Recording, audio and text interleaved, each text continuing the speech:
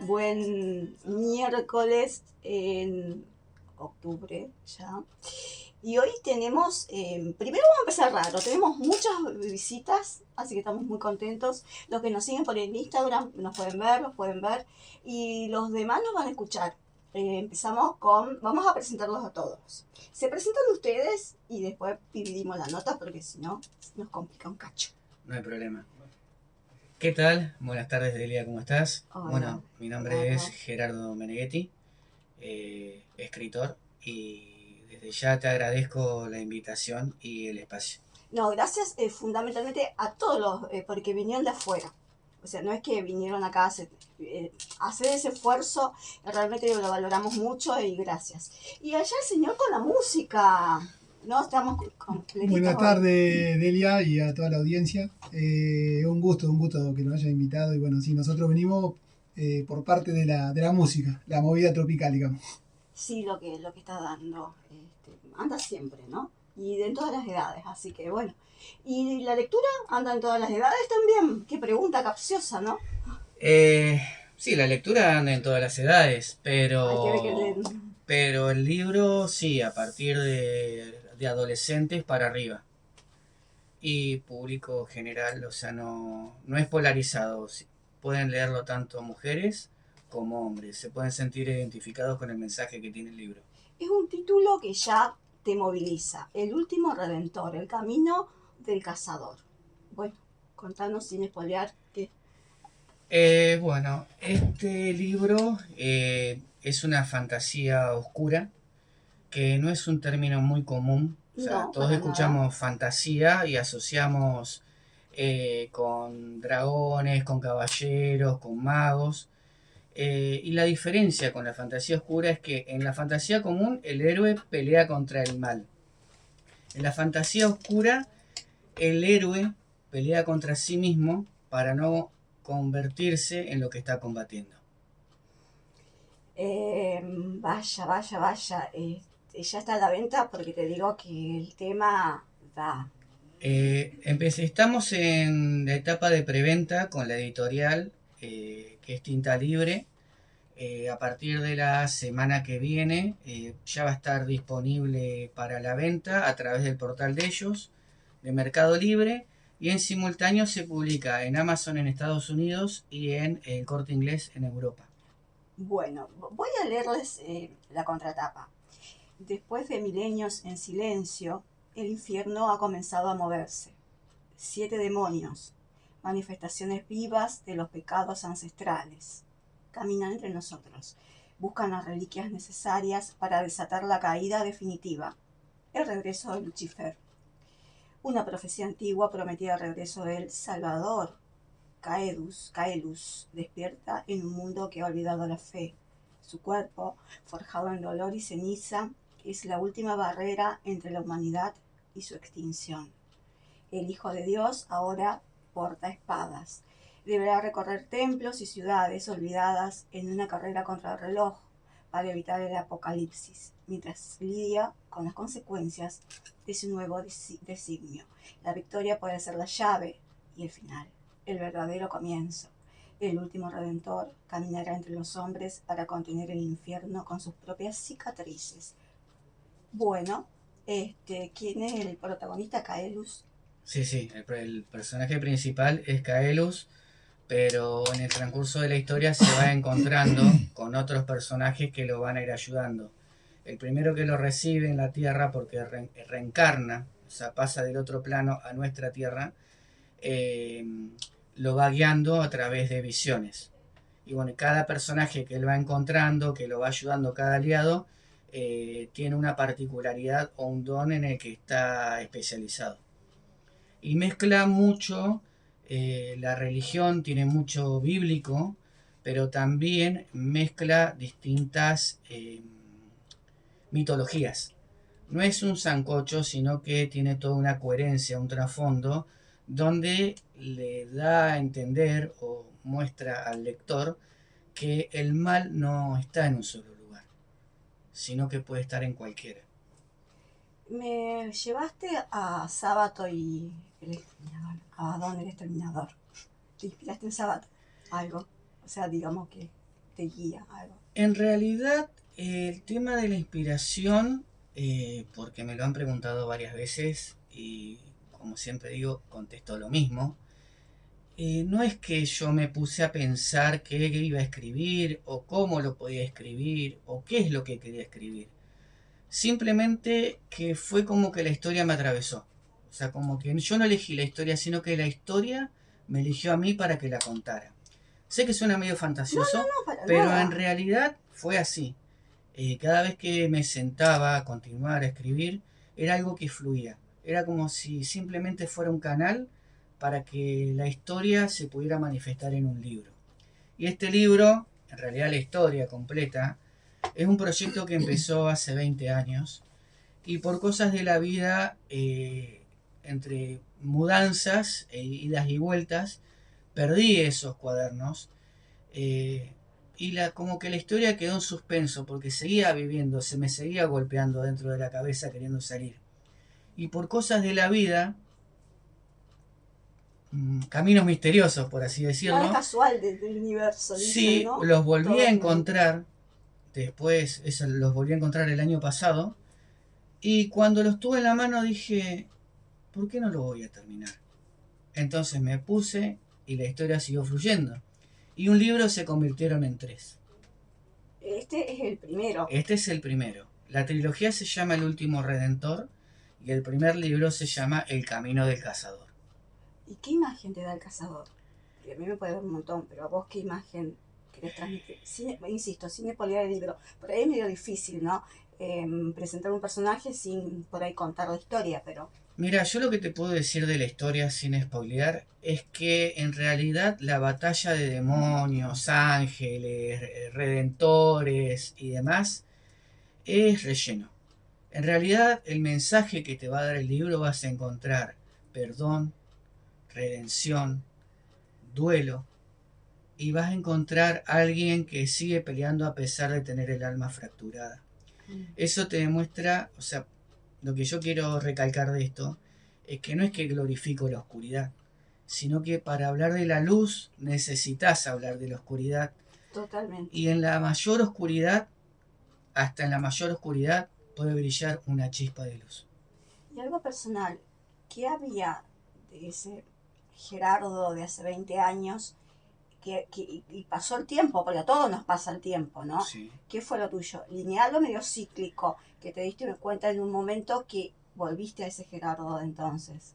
Y digamos como que tomé la posta, como que eh, yo me veía a mí mismo, digamos, el Gerardo de hace 20 años y me daba el testimonio y decía, ahora te toca seguir a vos. Y si yo pudiera hablar con ese Gerardo de hace 20 años, le diría que no se rinda, ¿Vos porque al final sentís, llegamos. y todo ese tiempo vos sentiste que no te traicionaste, que con un montón de por ahí de errores y qué sé yo, pero seguís siendo ese Gerardo, esa esencia, ¿no? Ese hilo conductor que durante toda una vida nos lleva a ser esa misma persona. Creo que desde que nacemos, ¿no? Como que nacemos con algo y lo vamos desarrollando, pero siempre cuando estamos mal volvemos a esa esencia. Sigo siendo el mismo, con más cicatrices, con más cargas, con más maduro, con más vivencias, obviamente, porque en 20 años pasaron un montón de cosas que te van marcando e indefectiblemente cambian en cierto aspecto tu forma de escribir y tu forma de expresarte. Pero la base, la semilla sigue siendo la misma. Yo hoy tengo 47 años, pero escribo desde los 16. O sea que hace 31 años que escribo. Y si bien empecé a escribir, no esto, sino que empecé a escribir poesía en ese momento y me servía como terapia, me servía para sacarme un montón de cosas adentro, poder entenderlas, poder procesarlas y poder seguir adelante. Y bueno, la vida te va cambiando en el sentido de que, bueno, seguís escribiendo, pero te va rumbeando para otro lado y bueno, terminamos en esto. Y por eso te vuelvo a decir, no siento que lo traicioné, sino que sigo siendo el mismo, más viejo, más sabio y con errores, como todos. ¿Cubrió tus expectativas estos tres hijos que son uno? cuidado, fíjate que no es casual, ¿no? Pero vos hiciste la trilogía, que en la religión católica son el número 3 es muy La Santísima la Trinidad. Santísima Trinidad. Sí, sí, sí, sí. El Padre, el Hijo y el Espíritu Santo, bien, como el eje, ¿no? De la religión un poco. ¿Fue casual o lo hiciste pensando en, si bien vos decís que no se ajusta a ninguna religión en particular, vos fuiste criado como católico y eso Sí, nos sí, sí. imprime, más allá que después sigamos otros rumbos, pero cuando los primeros pasos de la religión te van imprimiendo Ujú. algo, ¿no? Sí, sí, digamos, a ver, básicamente el eje es la religión católica, pero ¿por qué? Porque indefectiblemente si hablamos de imágenes de demonios, de ángeles, Totalmente. de Dios, y Sí, sí, sí, sí, sí, sí. pero digamos, no es un libro religioso, No, pero sí totalmente, como también para entenderlo, ¿no? tiene cuestionamientos que son válidos que todos en algún momento en la vida nos lo hicimos. Por eso toca temas que son por ahí sensibles, pero sin ánimo de ofender a nadie, ni atacar a nadie, pero son cuestionamientos que por ahí uno se los hace y necesita una respuesta. Como también lo que te decía, un mensaje de superación y de seguir a pesar de todo.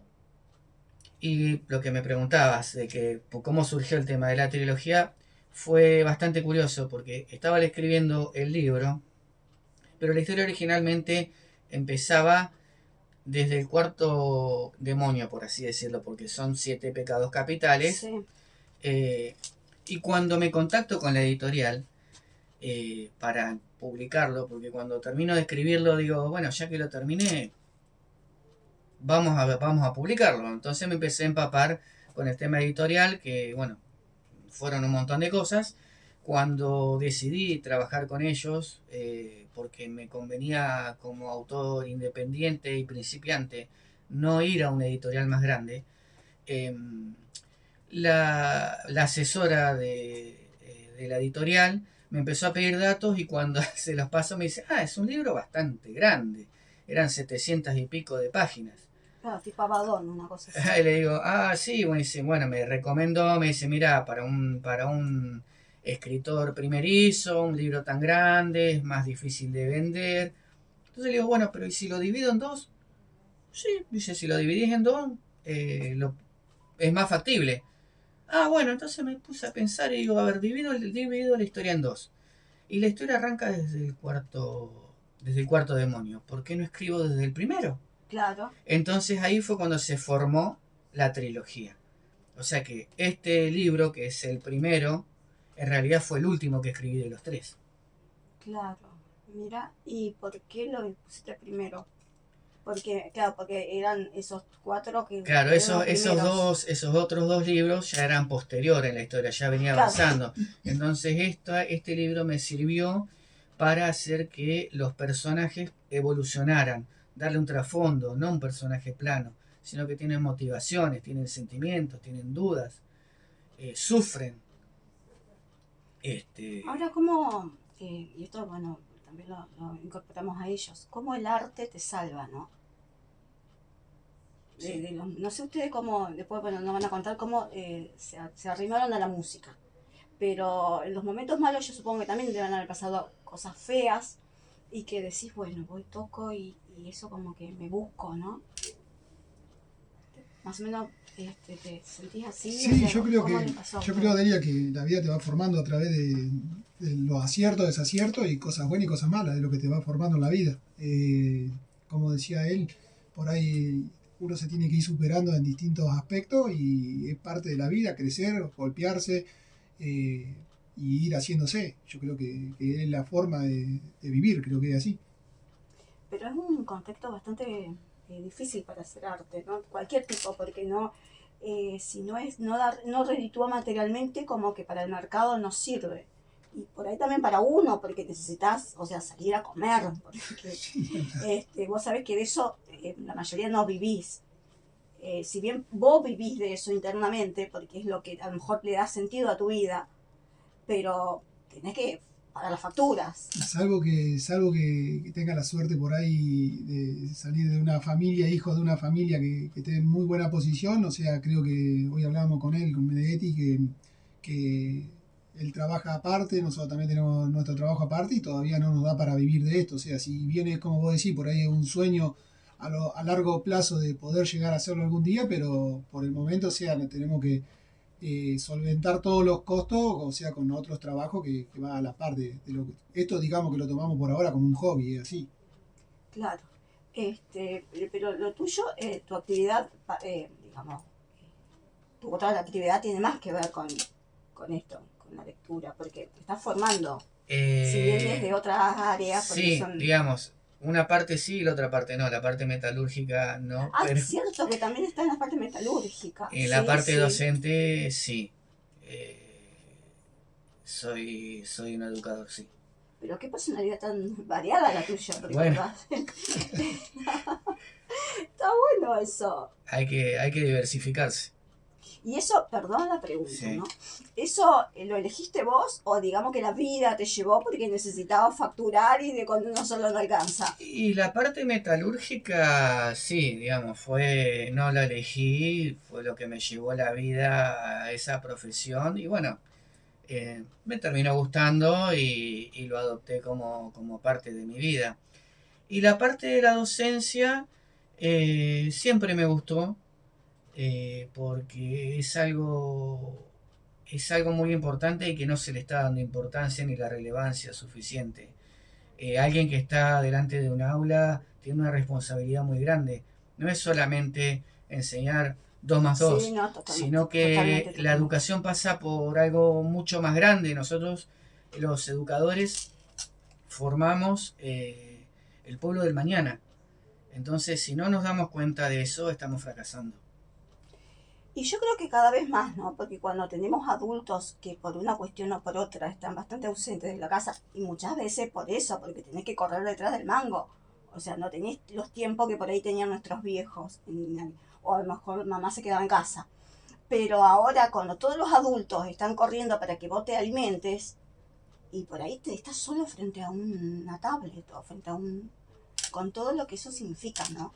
Entonces el único adulto que digamos está dispuesto o tiene tiempo es tu docente o el preceptor o alguien de tu núcleo escolar. Claro, por eso te digo que es el rol del educador es muy importante y no se le está dando la importancia suficiente. No, no, para nada. Se Desde lo lo da, material hasta se también los trata de vagos, o sea, nos estamos yendo del tema, ¿no? Pero bueno, vale a No, no, no, acotación. sí, por supuesto que sí. Se los trata de vagos, que tienen vacaciones todo el año, que no, pero no se ve en realidad todo lo que se sufre adentro del aula y todo lo que se ve adentro del aula. Porque cuando el docente entra y empieza a tener, sobre todo en los años inferiores, empieza a tener confianza con los chicos, por ahí se entera de cada cosa. Y tiene que ser profesor, papá, Psicólogo. mamá, psicólogo, médico, sexólogo, y uno lo hace con gusto porque no es obligación cuando uno tiene la vocación, porque también tenés que separar los que son docentes, pero por el Sí, sí, mango. sí. Entonces Sí, sí, van, sí, sí, sí. cobran, lo que tienen que dar y ya está. Si tenés un problema, jodete. Con el perdón No, de la no, no, palabra, ¿no? pero es lo que se siente, Y lo que los chicos viven, digamos. cada vez se está perdiendo eso, la vocación, como en un montón de otras cosas que se está perdiendo la vocación. Entonces los chicos cada vez están más desamparados porque por un lado tenés los padres ausentes que por H o por B Sí, sí, sí, sucede sí, sí, sí. y la contención que vos tenías en el aula no la tenés, entonces ¿dónde terminan? En la calle, con las drogas, con los excesos y bueno, y después es una... Sí, o si no en su casa con una tablet que por ahí es más peligroso que ir a un lugar peligroso, entre comillas, ¿no? Porque vos no sabés quién te puede captar y todo lo que pasa. La cantidad de chicos, o sea, no sé si a ustedes les pasa, pero es alarmante ver la cantidad de gente que desaparece. Yo no sé si siempre pasó o ahora con el tema de las redes vemos más, pero todos los días, no sé si tienen redes, pero te aparece, desapareció. Y a veces, bueno, bien, apareció bien, sano, salvo, porque, bueno, no sé por determinado, pero a veces aparecen muertos o no aparecen. Desaparecen criaturitas. Sí, o la cantidad de chicos que por ahí pierden la vida por los retos virales, eso que pasan por las redes, y que al no tener control, al no tener alguien que los esté mirando, desgraciadamente son las cosas que pasan hoy en día. Bueno, vamos a recordarle a la audiencia que estamos con Gerardo Meneghetti, que nos trajo su primer libro de una trilogía, El último Redentor, y realmente nos gustó la temática, porque no tiene que ver con uno, ¿no? El lector que va a conocer al último Redentor, que puede llegar a buscarse a sí mismo, ¿Sí? Sí, sí, porque sí. la idea como que es esa, ¿no? Yo digo que hay... está mal que yo lo diga porque soy el autor y obviamente es como pero decir, es el tu papá habla de su profesión. hijo, siempre va a ser el más hermoso, Pero ¿no? siempre nos pasa, ¿no? Pero Pero por lo poquito que estuvimos hablando, te atrapa. hay pasajes puntuales en el libro que tienen mensajes muy fuertes, lo que yo te digo, cómo procesar un duelo. Vos vas a sentir el dolor de ciertos personajes por X cosas que pasan en el libro, y los vas a sentir en carne propia y capaz que te sirve para procesar algo que vos venís arrastrando o algún momento que vos decís, esto yo no estoy en un lugar sin salida, y es como a veces la palabra más sencilla es un salvavidas, porque vos no sabés, capaz que estás en el rincón más oscuro de tu vida, y justo leíste esto o otro libro, o te llama un amigo y te dice, Ujú. che, ¿cómo estás? Sí, sí, Y te sí. salva. Sí, sí, sí. Pues es la chispa, es lo que yo digo, la chispa en lo El que micrófono Lo quedó es un chica la trabajo radio. solitario, ¿no? Más allá de que a lo mejor te se va el mate mientras vos escribís, pero es, digamos, que el proceso es más solitario. Sí, en sí el proceso de escritura y todo lo demás es solitario. Si bien me acompañan No, a las sí, sí, obviamente. entrevistas, me Sí, acompañaron sí, a la sí. feria del libro del fin de semana, Después te largan solo. eh, pero cuando te pones a plasmar lo que querés escribir, es solitario el camino, ¿sí? Si tenemos que comparar con los temas de deporte, sería como el tenis, cuando haces solo. Porque digamos que Yo te tenés diría que que es entrenar. parecido a algo que practicaba cuando era joven, que es el atletismo. Claro, Es salís a correr. totalmente individual, totalmente individual. Bueno, ya salto en largo, así Abriste el que micrófono. No quiero abrir el micrófono, porque está diciendo detrás que es la soledad del corredor de larga es distancia. que Y está sí, o bueno sea, eso. el atleta es solo, no depende de un equipo. Sos vos contra el mundo. Algo que me enseñó esos años de atletismo fue la concentración. O sea, cuando me ponía en algo, existía esto y nada más. O sea, es como que vos pones el foco en algo Sí, y sí, todo lo sí. demás desaparece. Bueno, y salvando las distancias, digamos, es más o menos lo mismo. Recorres un camino solitario.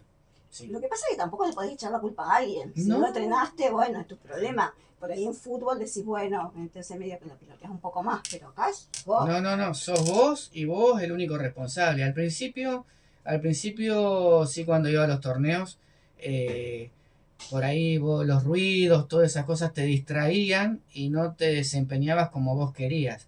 Por eso la concentración es lo que te va llevando a que puede pasar un mamú corriendo Sí, por el sí, sí, costado y ni vos te no. das cuenta. Porque sos vos y lo que está delante tuyo y nada más. Sos vos y tu objetivo. Y esto pasó lo mismo. Era yo y mi objetivo. Terminar esta historia.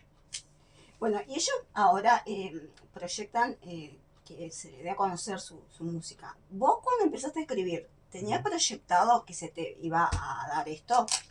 ¿O lo hiciste porque te necesitabas encontrarte a vos mismo? Escribí porque me gustaba escribir, me gusta escribir. Escribir es mi pasión, es algo que no puedo estar todo el día escribiendo, puedo estar hasta las 3 de la mañana escribiendo y no es una carga, porque es como un dicho que dice, si vos alguna vez trabajás de lo que verdaderamente amás, Sí. no vas a volver a trabajar en tu vida. Bueno, para mí escribir es lo que amo. Entonces, se me fue la idea de la cabeza. ¿Cómo empezaste con la Ah, proyección sí, sí, de yo pensaba, si yo publicarlo? pensaba publicar. No, simplemente yo lo que quería cuando empecé a escribir esta historia era para sacarla de adentro, nada más. Capaz que iban a morir en esos cuadernos, y si en ese momento, cuando la escribía, si me hubiera cruzado por la cabeza publicarla, iba a ser totalmente imposible, porque no podía gastar ni para comprar un caramelo. Entonces, vuelvo a repetir, los caminos de la vida son raras, son extraños, y vos no Sí, sabés sí. qué es lo que te va a deparar el destino. Entonces, haberlos perdido en ese momento y haberlos reencontrado ahora es como un designio, decir, bueno, ahora te toca a vos, terminalo. Entonces, cuando terminé la historia, dije, ya que después de 20 años, al fin pude ponerle el epílogo a la historia, dije, ¿por qué no la voy a publicar? Y cuando empecé todo el proceso editorial, porque es muy difícil, yo pensé que lo más difícil era escribir y no era lo más fácil. El proceso Claro. editorial es totalmente agotador, era un mundo que yo desconocía completamente. Y bueno, ahora cuando saque el segundo libro, bueno, ya me voy a ir adelantando con otras cosas que ya sé que tengo que hacer, sobre todo las correcciones. Por ejemplo, cuando uno ve el guionado de diálogo en un libro, esa es una pavada. Es más difícil. Tiene No, un porque no. secreto terrible. No es que tiene secreto, las normas que te dicen cómo escribir los diálogos son muy complejas. Porque tenés que ver el contexto. Entonces, capaz que si escribís de una forma, tenés el guión y el punto, o el punto y el guión, o el punto y el guión y un espacio, o el punto y el guión y mayúscula o minúscula. Bueno, un dato anecdótico. Pero la otra vez cuando publicaron la primera nota escrita sobre el libro, fue cuando me terminó de caer la ficha de decir, bueno, a ver, ya está, ya no sos más escritor solamente, sino que ahora empieza tu carrera como autor, que yo no entendía mucho La cuál era la diferencia. diferencia entre autor y escritor, para mí era lo mismo. Y no, escritor, todos podemos ser escritores, Ujú. desde chiquito hasta grande, hasta uno que escribe una esquela en una hoja en blanco.